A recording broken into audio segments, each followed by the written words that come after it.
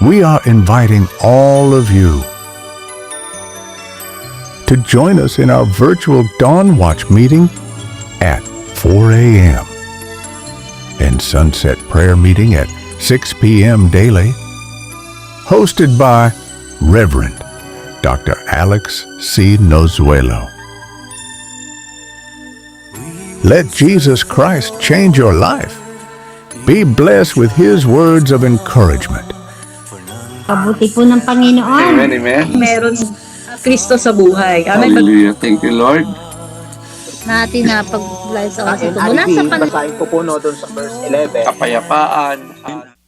For today's Sunset Prayer meeting, Hallelujah. Amen. Palapakan natin ang Diyos sa mga nagpahayag ng kanilang mga testimony. Bagamat hindi natin kasama sa FB Live, ang paghahayag lang ng salita ng Diyos ang may kapahintulutan pa lang sa atin na magamit natin ang Facebook Live streaming, maging iba pang platform na katulad ng YouTube, TikTok at Spotify. At salamat dahil sa araw pong ito, sa ubasan po ng Prayer Faith Church Worldwide Ministries Incorporated, tayo po ay gaganap ng Day 227, Sunset First Watch Prayer service natin. Gamit natin itong platform ng Zoom at sa kapahintulutan ng ating mga tigapanguna ay nagagamit natin ang mga platform na ito sa buhay ng ating spiritual director, Bishop Rosa Manzuelo, at kasama po si Pastor Glory na tayo ay mapanood din sa TikTok, sa YouTube at marinig tayo sa Spotify. July 16 na po ngayon, 2026 at napaganda po ng nais ituro ng Diyos sa atin, sharing the gospel with, ididil lang natin, with love. Magbahagi tayo ng mabuting balita, punong-puno ng pag-ibig. Okay, at tawagin na po natin ang ating pastora. Hallelujah.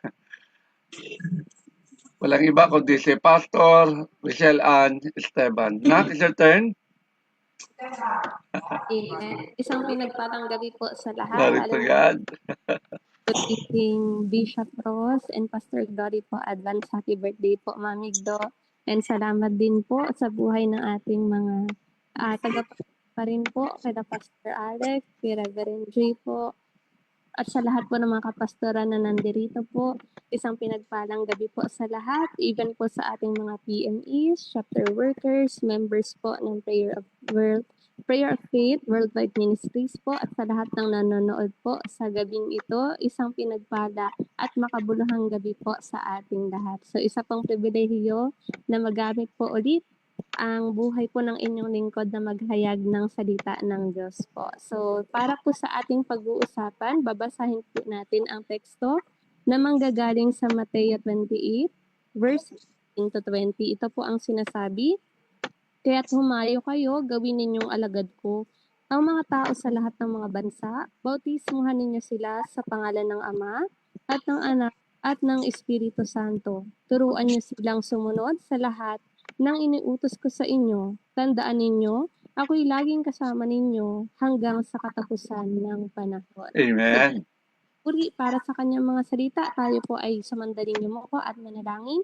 Yeah. Dakilang Panginoon, patuloy ka namin pinupuri, pinapasalamatan, salamat Lord sa gabing ito, na patuloy ang bawat isa ay binigyan niyo po ng panibagong buhay, Panginoon, at salamat Lord sa araw na ito, na patuloy ikaw po ang Diyos na maghayag, gamitin niyo lamang po akong instrumento para ibahagi po ang iyong salita, Panginoon. Ikaw po ang Diyos na mangusap at patuloy dalangin namin na ang bawat isa po ay bigyan niyo po ng wisdom, Lord God, nang sa gayon ang bawat salitang aming maririnig ay hindi lang po namin basta marinig, bagkus, Lord God, ito po ay magrema sa aming mga puso. Patuloy, Panginoon, ma-share po namin ito sa iba at patuloy may apply namin sa aming buhay. Patuloy po namin inaangkin, Panginoon, yung katagumpayan na Amen. Yes, Lord. patuloy ka namin itataas sa gawin ito. Sa pangalan ni Jesus, Amen. Amen po. At katulad po ng sinabi ni Pastor Alex kanina, tunay nga po na magre-remind muli ang Lord sa atin on how to share the gospel with love. So sa pagbabahagi po ng magandang balita, ng mabuting balita, kailangan po meron itong kasamang pag-ibig o pagmamahal. So bilang mga Kristiyano po, alam nating mahalaga ang pagbabahagi ng mabuting balita tungkol kay Jesus Christ. Ngunit po, minsan, ito rin naman ang nagiging dahilan o ito rin ang isa sa mga pinakamahirap na gawin. Bagamat basic siya sa atin bilang Kristiyano na magbahagi ng salita, ngunit ito yung isa rin sa pinakamahirap na gawin ng isang Kristiyano. Kaya nga, ang laging bilin sa atin, kapag born again tayo, hindi tayo dapat secret agent pagdating sa harapan ng Lord. So, ibig sabihin lamang po, tayong mga lingkod ng Lord ay dapat marunong magbahagi ng salita ng Panginoon. Pero marami rin sa atin at dumating din po sa punto ng inyong lingkod na may mga times na natakot tayo, lalo na nung nagsisimula pa lamang tayo. At may mga tanong sa isip natin, paano kung tanggihan nila ako? Paano kung pagtawanan nila ako? Or paano kung wala akong masagot sa mga tanong nila? Dahil totoo po yun, mayroong makikipag-battle sa atin, may magtatanong sa atin na minsan nagiging pilosopo na, pero minsan tinatanong rin natin, paano nga ba kung hindi ako mahusay magsalita? Pero ang totoo po, halos lahat ng mananampalataya ay nakaranas po ng mga ganitong takot.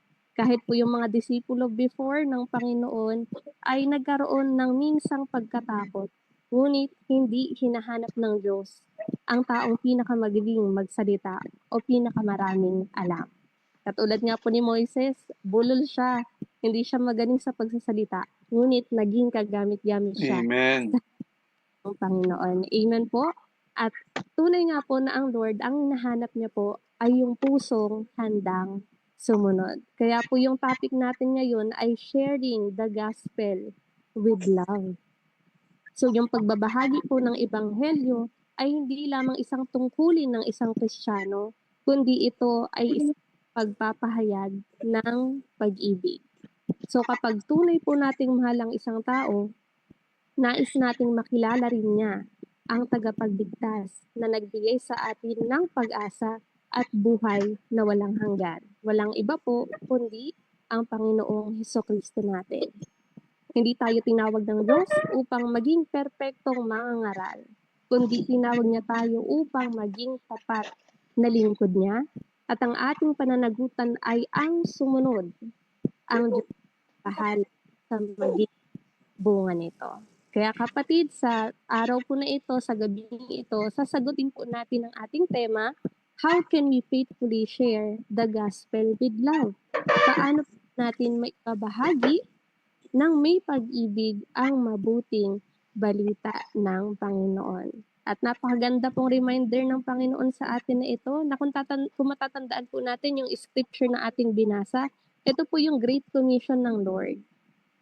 It is to make disciples. Kaya sabi niya sa verse 19 to 20, kaya't humayo kayo, gawin ninyong alagad ko ang mga tao sa lahat ng mga bansa, bautismuhan ninyo sila sa pangalan ng Ama, at ng Anak, at ng Espiritu Santo. Turuan niyo silang sumunod sa lahat ng iniutos ko sa inyo. Tandaan ninyo, ako'y laging kasama ninyo hanggang sa katapusan ng panahon. So para po sa unang point natin, how can we faithfully share the gospel with love? Una po, be faithful to your calling.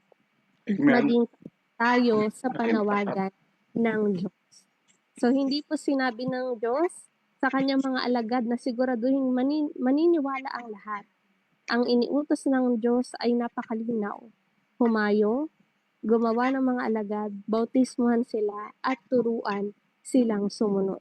So mapapansin po natin, wala namang bahagi sa utos na nagsasabing, siguraduhin niyong tatanggapin ka ng lahat. So ang sukatan po ng Diyos ay hindi dami ng tao na makikinig o tumatanggap sa atin, kundi ang sukatan po ng Panginoon ay kung tayo ba ay nagiging tapat sa kanyang ipinapagawa. So faithfulness means responding to His call, whether people will accept or reject the message. So may mga tao pong agad na maaring tatanggap sa mensahe o sa mabuting balita, ngunit meron din namang tatanggi. So subok na po yan ng mga lingkod na na mayroong mga Totoo yan. sinasara ang pinto pagdating sa Panginoon. At totoo po yun, no, nung nagpunta po kami sa Las Piñas before, nung nagsimula tayo doon, may mga tumatanggap po, pero meron ding ayaw patuloyin. At tunay po na yung mga tumanggap, nung nagkaroon po ng sunog doon, talaga pong sila ang iniligtas ng Panginoon. Hindi Pinag-ingatan. sa sunog na yon. Bakit po? Kasi nagkaroon sila ng pusong nagpapatuloy sa salita ng Diyos at Amen. buong buo ang Panginoon. Pero kapatid, bagamat may mga taong hindi tatanggap sa mabuting balita, hindi po ito nangangahulugang nabigo tayo. Bakit? Kasi tanging ang Holy Spirit po ang may kakayanang makapagbago ng puso ng tao. Ano pong gagawin natin bilang mga lingkod? Hahayaan po natin silang baguhin ng Panginoon. Ang gusto lang po ng Lord sa atin ay patuloy na sumunod, maging tapat po sa kanyang ipinapagawa. So katulad po ng teacher na nagtuturo ng mabuti, ngunit ang estudyante pa rin ang magpapasya kung makikinig siya. Tama. So ganoon din po tayo sa pagbabahagi po ng mabuting balita ng Panginoon. Ang ating tungkulin bilang mga lingkod ng Panginoon ay ibahagi ang mabuting balita ng may pag-ibig, kababaang loob, at katapatan. So, testimony ko lang po sa school po, sabi nga, wag maging secret agent. So, alam po ng mga kasamahan ko, ng mga estudyante ko po na ako po ay born again Christian. Kaya po, grinagrab po natin talaga yung opportunity Amen. na Praise God. ito po ay makapag-opening prayer po tayo. Kapag meron pong mga city meet, lalaban ng mga student, grinagrab po natin na tayo po talaga ang manguna sa pananalangin. So, salamat naman po kasi ang Lord ay dinala tayo sa isang workplace na pinapatuloy ang salita ng Panginoon. So, salamat po doon dahil totoo, maging faithful po tayo dapat sa pagkatawag ng Panginoon sa atin. At sabi nga po, Roma 10, verse 14 to 15, sabi po dito, paano naman sila tatawag sa Kanya kung hindi sila sumasampalataya? Paano sila sasampalataya kung wala pa silang napakinggan tungkol sa Kanya? Paano naman sila makakapakinig kung walang mangaral sa kanila? At paano makakapangaral ang sinuman kung hindi siya isinugo? Tulad ng susulat, okay gandang pagmasdan ang pagdating ng mga nagdadala ng magandang balita. Totoo po yun, no? Paano sila sasampalataya kung wala silang maririnig tungkol sa Panginoon? At paano sila makakarinig kung wala namang nangangaral? Kaya reminder po sa bawat lingkod ng Panginoon, pinili tayo ng Diyos na gamitin upang maiparating ang mabuting balita. Kung mananahimik po tayo, maraming tao ang maaaring hindi makarinig tungkol kay Kristo. Amen po. Sa nangyayari po sa paligid natin, sa bansa po mismo natin, talaga pong in need ang bansa natin or ang bawat tao ng salita ng Panginoon. Sa mga krimen pa lang po na ating naririnig, nababalitaan, totoo pong kulang na ng salita ng Panginoon.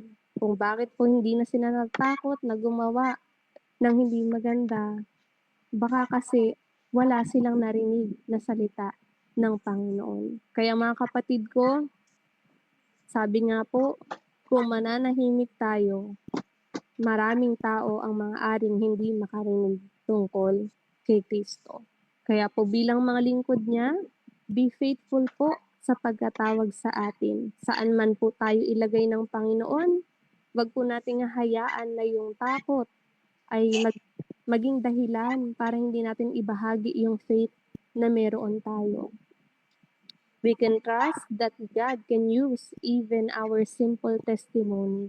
Sabi nga po, maging mabuti tayong patotoo. Kasi totoo yan kapag nakita ng mga tao sa paligid natin na naglo-glorify ang Lord sa buhay natin. Totoo po, yung simple testimony natin ay maaaring maging tulay para sila ay Totoo yan. nila kung gaano kabuti ang Diyos sa buhay nila. At pangatlo po, totoo po, no? We need to be faithful wherever God has placed you. Saan ka mang dako ng bansa, 'di ba? Praise God po kasi meron tayong mga OFW na totoo, nagbabahagi din ng salita ng Panginoon. And even yung mga pastoran natin, saan man yan dalhin, sila Pastor Julius, Pastor Jessa, biglang tinapon sa Pampanga, pero hindi na naging dahilan para Amen. at hindi maging tapat sa pagkatawag nila. And even po, si Pastor Alex, naalala ko po yun, nung dinala niya para at doon po umattend po kami ng burol. So, first time po namin yun. Salamat kasi meron po tayong mga pastor, may mga lingkod po tayo ng Panginoon na napaka-bold na Glory i-share to ang God. So, salamat po sa buhay. At totoo po, ito ay paalala sa atin na saan man tayo dalhin ng Panginoon, Yes. to be faithful sa calling na Amen, meron. amen. Di po natin kailangan ng malaking entablado para ibahagi ang salita Totoo yan. ng Diyos.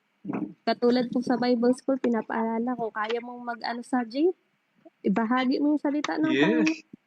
Kung saan ka man magpunta, may okasyon man yan, kahit maraming unbeliever dyan, mas lalo mong ibahagi yung salita ng Yes. Panginoon. Kaya tunay nga po, kahit yung workplace natin, yung family natin, yan ay ministry natin. Kaya again po, how to share the gospel with love. Una po, we must become to be faithful to our calling. Okay, at pangalawang puntos po, ito rin po ay matatagpuan sa verse 19 to 20. Dito naman po sa ikalawang point natin, faithfully share the gospel with loving obedience. So again, hindi lang po pagiging tapat, kundi dapat Sumusunod. din tayo sumunod. Katulad po, Amen. pinaalala sa atin kahapon sa ating sunset prayer po, no? Totoo po yun na ang obedience po ay napakahalaga sa harapan ng Panginoon. At nakita naman po natin kung paano binibless ng Panginoon ang mga taong nagtatapat at sumusunod. Amen. Pati nga po, kapag marunong sumunod, may pagpapala. Kapag hindi marunong sumunod, may pagpapalo. Siyempre kapatid, gusto natin ay Pagpapala. tayo po ay dapat sumunod sa Panginoon. So we need to faithfully share the gospel with loving obedience. So bawat munting pagsunod ay mahalaga po sa harapan ng Panginoon. Katulad nga po ng sinabi niya sa Galatia chapter 6 verse 9, huwag tayong magsawa sa paggawa Papagawa ng ng mabuti. sapagkat pagdating ng takdang panahon, tayo ay aani kung hindi tayo susuko. Kapatid, our labor po sa harapan ng Lord is not in vain. So kapatid, tapat po natin dapat na ibahagi ang mabuting balita sa pamagitan ng masunuring pag-ibig. So hindi sapat na alam natin ng ebanghelyo, kailangan din natin itong ibahagi. So kailangan po i-share natin kasi ang tunay na pag-ibig sa Diyos ay hindi lamang nasukat sa ating pagsamba or hindi lang ito natatapos kapag nasa loob lang tayo ng simbahan, kundi ito dapat ay nakita sa ating kahandaang sundin ang kanyang utos na ipahayag ang mabuting balita sa mga taong hindi pa nakakakilala kay Kristo. So katulad po ng mga lingkod ng Panginoon, salamat po kay Lord dahil hindi po nahuli ang lahat na maabot po kami kapatid. Glory to God. At hindi po namin na-imagine na kami po ay magiging pastora. So salamat sa pagtitiwala ng Glory Panginoon. to God. Salamat na merong mga lingkod ng Diyos na sumunod at iginahagi sa amin ang salita ng Panginoon. Ang lagi namin binabahagi sa mga youth, sa mga nahawakan po namin pinagkatiwalaan ng Lord na tunay, hindi po namin ma-imagine nasaan kaya kami ngayon kung hindi kami binago ng Panginoon. So baka malayong malayo kami sa harapan ng Lord, pero salamat dahil may mga masunuring lingkod ng Diyos na umabot sa amin. So sa Diyos po ang papuri sa buhay po nila. At tunay nga po na bilang lingkod ng Diyos ay ibahagi po natin ang Word of God. Amen. Natin na ang bawat pagkakataong ibinibigay ng Panginoon ay isang banal na pribilehiyo. Hindi lang po siya pribilehiyo, kundi holy po ito banal po ito, yung pagbabahagi ng salita ng Panginoon. Maaring ito ay sa kaibigan mo man, sa kapamilya mo man, sa katrabaho mo, estudyante mo, kahit yung kapitbahay mo, o kahit isang taong ngayon mo lang nakilala or nakasalubong mo lang, ibahagi mo ang salita ng Diyos. Katulad Amen. po sa amin ni Reverend Tess, na kapag minitian ka ng tao na yun, grab mo yung Pwede na. opportunity na share word of God, na sabihin mo na mahal siya ng Panginoon, na importante ang kanyang buhay at patuloy siyang pagpapalain ng Lord kung ito ay kanyang tatanggapin at papatuloyin sa kanyang buhay. Kaya kapatid, wag nating sayangin ang mga pagkakataong ito sapagkat maaaring tayo yung maging instrumento ng Diyos upang marinig nila ang mensahe ng kaligtasan. Kasi Amen. kapag ang pag-ibig ay may kasamang malasakit. Kung tunay nating mahal ang tao, hindi nating nanaising manatili silang malayo sa Diyos. Kaya po patuloy na ginagawa po namin yung vision na ibinaba ng aming pastora Tess din po na abutin yung family po na meron Amen. ganun. Amen. Oo po yun, no? Dapat hindi tayo maging kampante na tayo lang yung ligtas. Tama. Dapat ibahagi natin yung magandang balita or yung mabuting balita na ibinigay din or ipinangaral din sa atin. Dahil tunay po, kailangan nating ibahagi ang mabuting balita ng Panginoon. Dahil tunay Amen. lamang po ang daan ng kaligtasan. Amen? So, hindi rin po natin kailangan maging mahusay sa pagsasalita. Totoo Ang yan. nito niya ay isang pusong handang sumunod. So mga kapatid, wala po tayong kakayahang baguhin ang buhay ng isang tao. Only God. Tanging ang Diyos lamang po Tama. ito. Kapatid, wag nating isipin na maliit yung ginagawa natin sa harapan Yes. sapagkat ang bawat salitang ibinabahagi natin tungkol kay Kristo ay ang bawat bawat ginagawa natin sa harapan ng Lord, ito ay magsisilbi or mahalaga po ito sa kaharian ng Diyos, yung pagsunod din sa Panginoon. So kaya bilang mga lingkod ng Diyos, maging tapat po tayo na sumunod at magbahagi ng ebanghelyo ng may pag-ibig sapagkat ang ating tungkulin ay maghasik, ang Diyos po ang magpapatubo. Ang ating responsibility ay sumunod, ang Diyos ang kikilos para baguhin ang puso ng tao. Sabi nga po kung bakit lagi dapat yung pagsunod natin ay may kasama ring pag-ibig sapagkat sinabi niya sa kanyang mga salita, 1:14-15, kung ako'y inyong iniibig, tutuparin niyo ang aking mga utos. Kaya never underestimate yung small acts of faithfulness. Yes. Yung mo sila sa church, in-invite mo sila, kahit hindi sila pumunta, kapatid, malaking bagay yan sa kaharian ng Panginoon. Yung ibinahagi mo yung narinig mong preaching, binahagi mo yung testimony mo kung gaano naging mabuti ang Lord. Never underestimate yung small acts of faithfulness na ginawa mo, kapatid. And remember that God values obedience. Kaya po para sa ikalawang puntos, patuloy pong pinapaalala sa atin ng Lord na tayo po ay dapat marunong sumunod. We need to share the gospel with loving obedience. At para po sa pangatlong puntos natin na ating sasagutin po yung temang how to faithfully share the gospel with love. Pangatlo po, sabi po natin, we need to be faithful. Kailangan tayong sumunod sa ikalawa. At yung pangatlo po, leave the results to God. Ipagkatiwala ang result sa Diyos. Sabi niya nga po sa 1 Corinto chapter 3 verse 7-9, hindi ang nagtatanim o nagdidilig ang mahalaga, kundi ang Diyos. Sapagkat siya ang nagpo at nagpapalago. Kaya kapatid ko, isa sa malaking dahilan kung bakit marami ring natatakot na magbahagi, iniisip kasi natin kailangan nating kumbinsihin or magaling tayong maging mabukas sa harapan ng maraming tao na kailangan natin silang i-convince kaagad. Ngunit ang kaligtasan ay gawa po ng Diyos. Tayo ay hindi tagapagligtas, si Jesus ang tagapagligtas. Amen po. Natin kayang baguhin ang puso, Di natin kayang alisin ang kasalanan o iligtas ang isang tao. Ang magagawa lamang natin ay ituro sila papunta kay Kristo. We will just point them to Christ sa pamamagitan ng ating buhay. At kapag natutuhan po nating ipaubaya ang resulta sa Diyos, mawawala po yung mabigat na pasanin sa ating puso. Hindi na tayo mababalisa kung may tumanggi man. Kasi minsan, kita po namin sa mga kabataan po dahil naranasan nila, bakit po pastora may mga umaalis? Onti na lang po timba. Pero sabi ko, ito ay parte ng paglilingkod. Totoo yan. Papatatagin ng Panginoon na kung 2 man yan, 3 man yan, dapat tayo ay maging tapat pa rin Amen. at ibahagi pa rin ito. So, hindi po dapat tayo mabalisa kapag may tumanggi.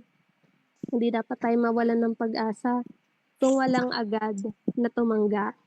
Maging mapayapa tayo dahil at natin na ang Diyos ang kikilos para dito. So, kaya kapag ipinagkatiwala po natin ang resulta sa Diyos, nasalo tayong makapagbahagi ng merong kumpiyansa, hindi takot. We Amen. will by faith and not by fear. Kapatid, mananalangin tayo sa halip na mag-aalala. At pangatlo, magtitiwala tayo na sa tamang panahon ng Diyos, magbubunga rin ang ginagawa natin. Sapagkat ang ating gawain ay maghasik, ang Diyos ang magpapalago nito. At syempre po, kapag ibinahagi na natin ang salita ng Diyos, hindi po natin pwedeng i-abandon din yung nahayagan natin ng salita ng Diyos. Kundi dapat ipagpatuloy natin silang abutin, ipagpatuloy natin silang ipanalangin, at ipagpatuloy natin silang mahalin. Maging mabuti tayong halimbawa dahil totoo po yun, panoorin po tayo ng mundong ito.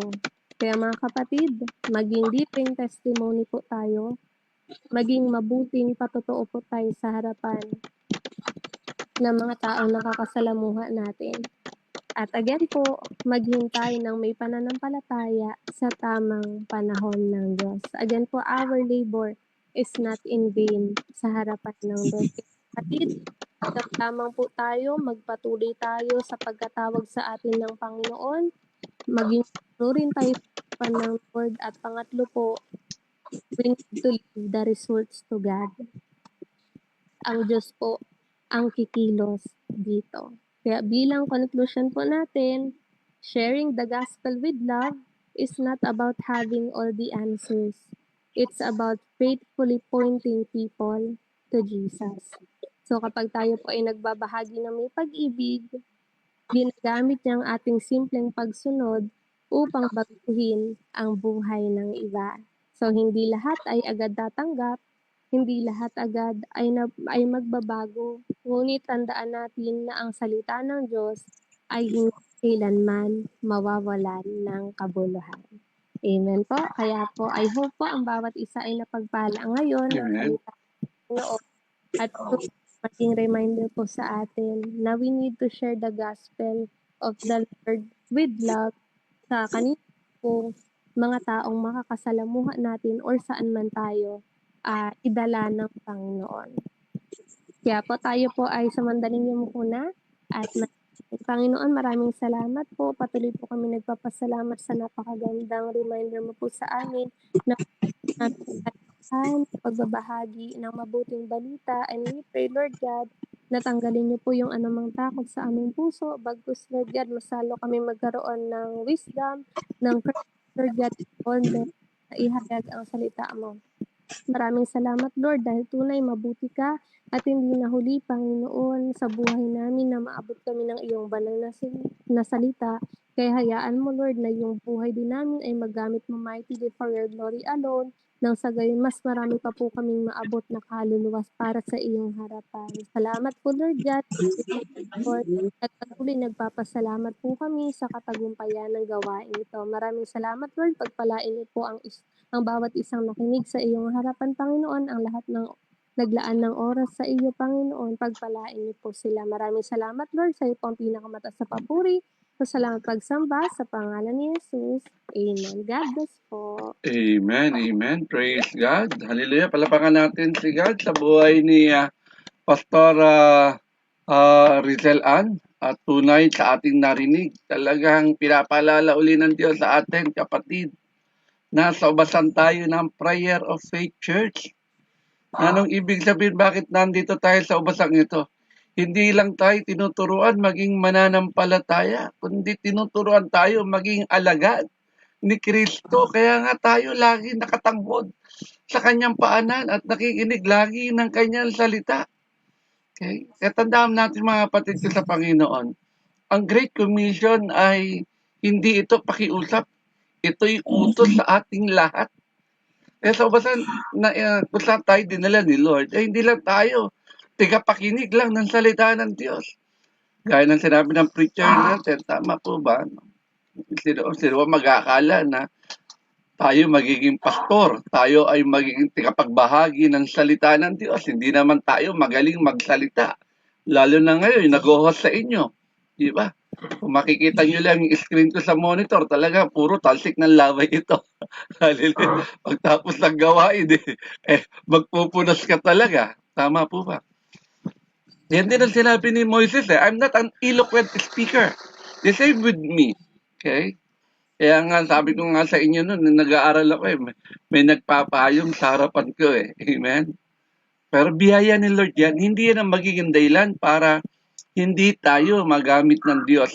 Maibahagi ang mabuting balita, ang ebanghelyo. Dahil alam natin, ang ebanghelyo, yung word of God na ipinapangaral natin ay ito ang kapangyarihan ng Diyos sa mga taong ililigtas niya. Kung walang gagamitin ng Diyos na maghahayag ng salita ng Diyos, walang magiging mananampalataya. Wala yung mga unang taong ginamit ng Diyos para tayo ay maging mananampalataya. Mga kapatid ko sa Panginoon, tama sinabi ng ating tagapaghayag ng salita ng Diyos. How can we faithfully share the gospel with love? Paano nga ba natin na talagang buong katapatan natin may babahagi ang salita ng Diyos ng may pag-ibig? Kailangan tugunin natin ang ating panawagan. Hindi tayo tinawag para lang makinig. Tama po ba?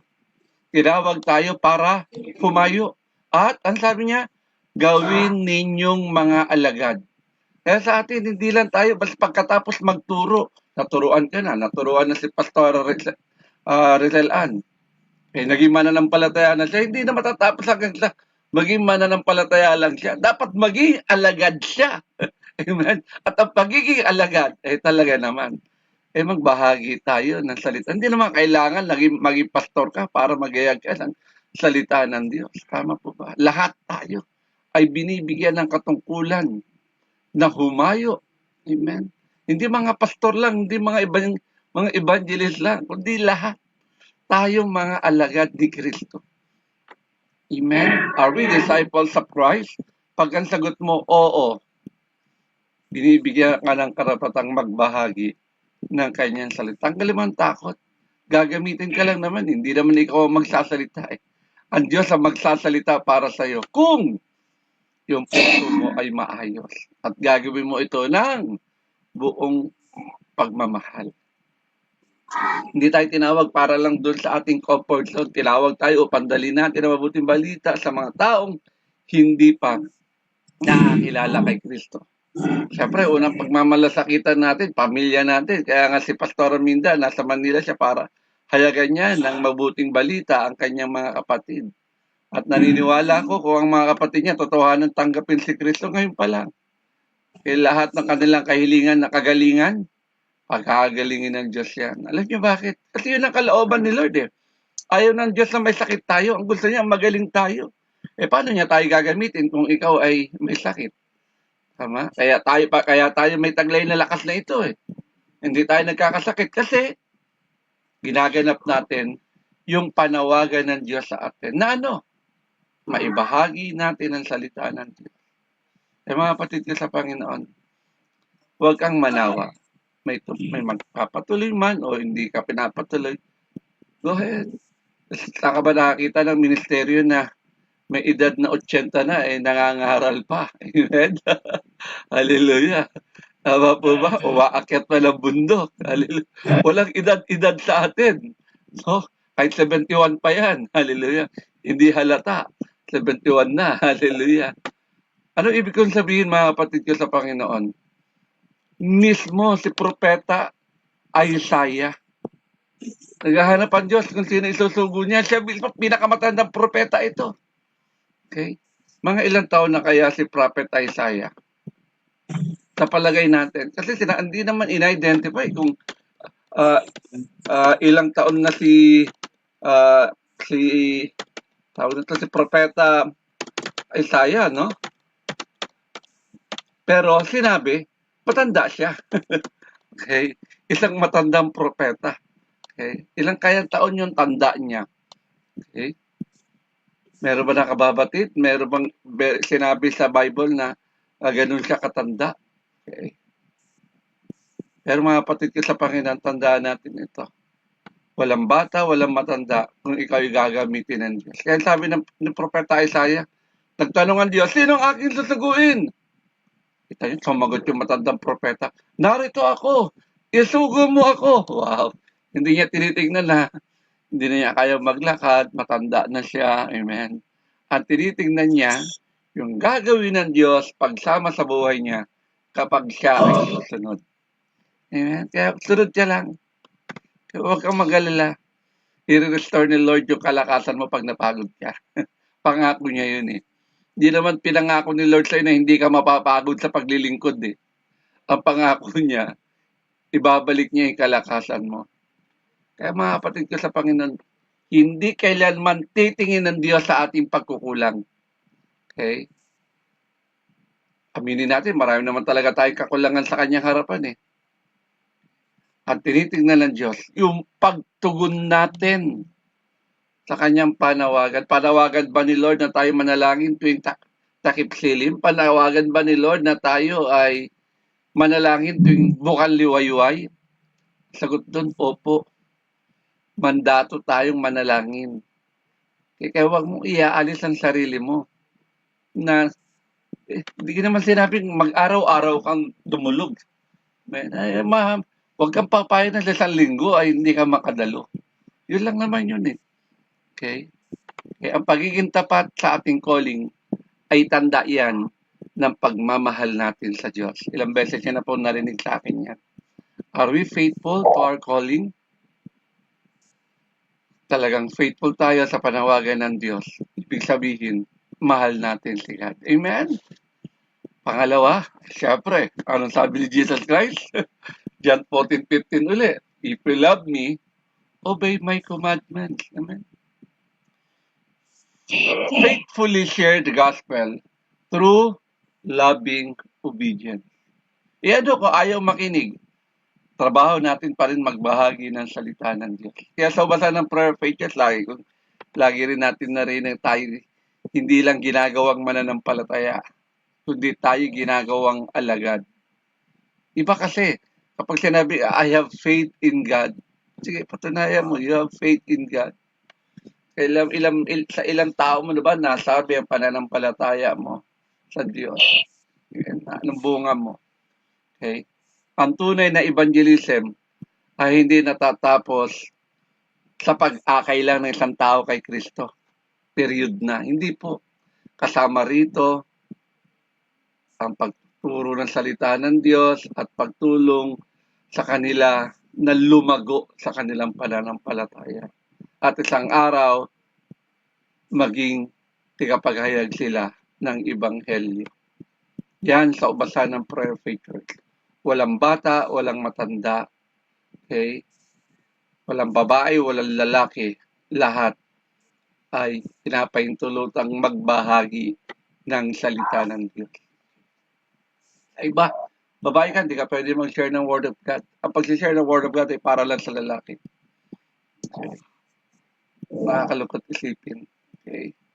Sa ating nga rito ngayon, no? Sa platform natin ng Zoom, ilan ang lalaki? Si Bishop, ako, Pastor John, Pastor J, ilan lang kami, Brother Ronald. Amen. The rest, puro babae na. Okay? Sasabihin nila, babae lang, ang babae hindi pwedeng gamitin maghayag ng salita ng Diyos.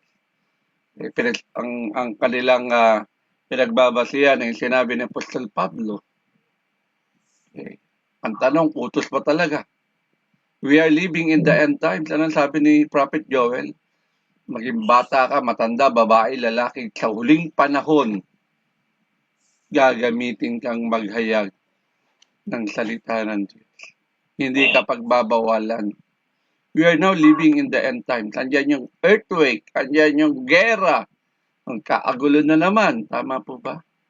Kaya patuloy ibahagi natin ang ebanghelyo ng may pagmamahal at kababaan ng loob at pagmamalasakit. Hindi yung kaya pag mayroong mga debate, hindi tayo tinawag sa ganyan sa ubasan ng prayer features. Ang pagkatawag natin sa ubasang ito ay makapagdala ng maraming tao kay Kristo. Tanda po yan. Okay, iba pagalingan kung paano makipagdebate. Hindi yan ang calling natin sa ubasan ng prayer features. Pag may debate, parang sumagot, magaling daw sila. Okay? Sa bunga naman nakikita. Amen. Okay. Basta, lagi pinapaalala sa atin ng ating mga tigapanguna ang buhay natin, kung bakit tayo nagbabahagi ng salita ng Diyos para marami tayong madala kay Kristo. Yan po yung heart desire ng bawat isa sa atin. Ang ating tungkulin ay maging tapat sa pagbabahagi. Ang Diyos ang siyang kumikilos sa puso ng tao. Kaya nga sabi nga, tiwala mo na kay Lord. Siya naman ang nangangalaga. Si Apollos ang nagtanim, si Pablo ang nagdilig. Pero still, ang sino mahalaga yung nagtanim ba o nagdilig? Hindi po. Yung Diyos na nangangalaga ang higit na mahalaga. Marami nagtanim. Mali naman ang tinaniman. Marami nagdilig. Kinapos kinulang. Kaya naman nasobrahan. Pero ang mahalaga doon yung nangangalaga. Ang Diyos po yun. Kaya ang tagumpay ng evangelism, mga kapatid ko sa Panginoon, pag sinabi natin evangelism, pagbabahagi natin ng salita ng Diyos, ay hindi nasusukat sa dami ng tumugon. Kung di alam nyo kanino, sa ating katapatan sa pagsunod. Yun ang tunay na tagumpay ng evangelism.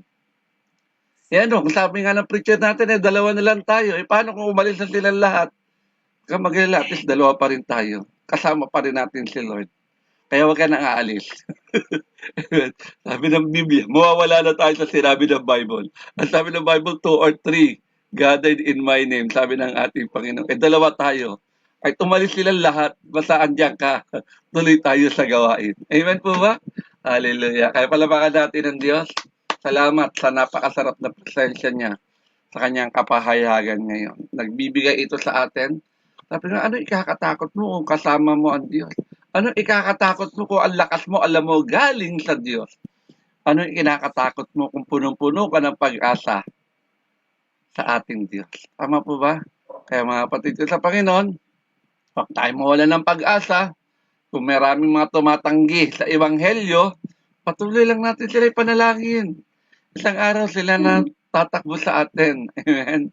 Marahil nasa maganda pa silang sitwasyon, inaalala lang ng maraming tao kapag sila nasa mabigat na ng pagsubok.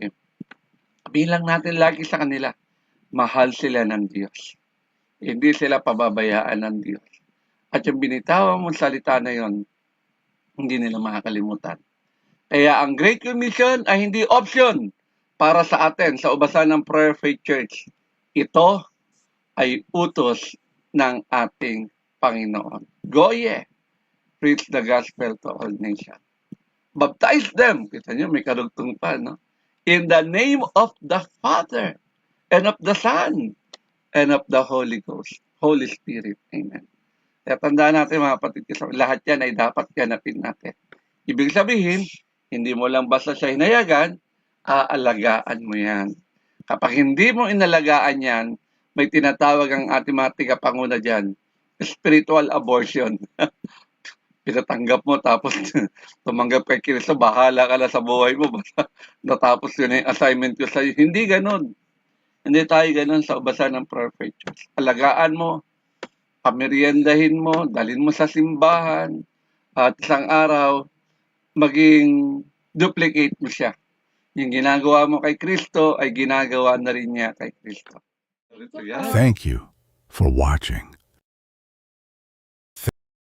Celebrate with us at Shabbat Shalom every first Friday of the month at 5:30 in the afternoon, and monthly pastors gathering every third Friday of the month at 5:30 in the afternoon. Join us at Zoom. Watch our videos via YouTube, Facebook, and Spotify. Thank you, and God bless.